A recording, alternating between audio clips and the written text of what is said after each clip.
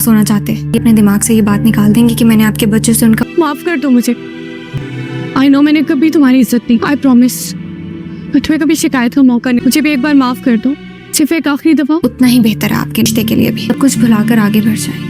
अपने और मेरे रिश्ते को कबूल कर लें। मैं तो तुम्हारे जैसे घटिया खानदान से ताल्लुक नहीं रखना चाहती।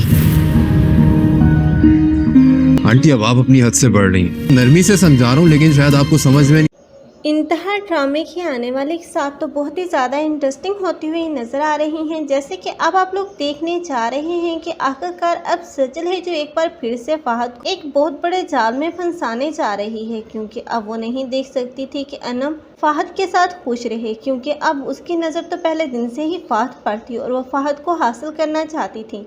इसलिए तो अब वो अनम की सास के साथ इतने अच्छे रवैये से पेश आ रही है। हालांकि अब घर वाले बाकी सबके साथ तो सजल का बिहेवियर अब बहुत ही ज़्यादा बुरा है, और सबसे बढ़कर अब सजल तो अपने माँ और भाई की ना हो सकी तो अब फहद की क्या ही होगी। लेकिन अब अनम की सास है जो कि अब सजल की मीठी प्यारी बातों में आ चुकी है, और वो नहीं जानती कि अब इस मासूम चेहरे के पीछे कितना मकार और घुनौना चेहरा है। लेकिन अब उसकी समझ तो तब आएगी जब वो उसी की बहू को अब उस घर से निकालेगी और उसके बाद फहद की ज़िंदगी में अपने लिए जगह बनाने की कोशिश करेगी, क्योंकि अब अनम है जो फहद पर भरोसा करने की बजाय अब सजल की गेम का हिस्सा बन जाएगी, और उसे समझ नहीं आएगी कि सजल जो कुछ भी कर रही है वो उसे जलाने की खातिर और उसे फहद से दूर करने के लिए कर रही है। क्योंकि अब फहद वो भी अब अनम के हर रोज़ के शक करने की वजह से उकता जाएगा और वो फैसला कर लेगा कि अब अनम को उसे उसके हाल पर छोड़ देना चाहिए ताकि अनम खुद ही समझ जाए।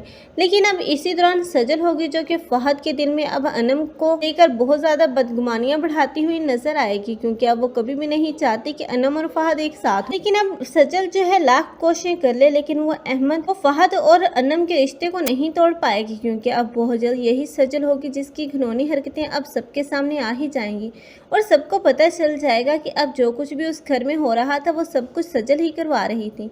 और सबसे बढ़कर यही सजल और नशीन जिन लोगों ने अब ज़ैनब के दिन में अरूसा के खिलाफ इतनी ज़्यादा नफरत का बीज बोया, आखिर ज़ैनब के सामने भी हकीकत आ ही जाएगी कि अब उसके हादसा पेश आया वो भी अब इसी नशीन का किया धरा है।